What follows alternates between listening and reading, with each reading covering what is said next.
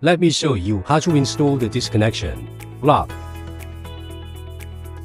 It consists of 5 pieces 10-pair disconnection modules. First, use the insertion tool to connect the wires with the block and cut the extra wires. By the way, the block is suitable for XDSL circuit. Next, confirm that the wires are firmly fixed and adjust them.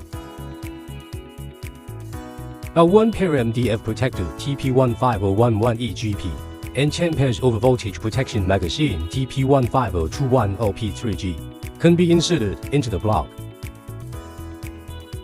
Then put the cover onto the block.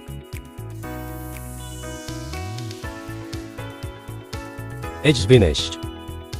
Thanks for your time. The Apple, your partner in growth.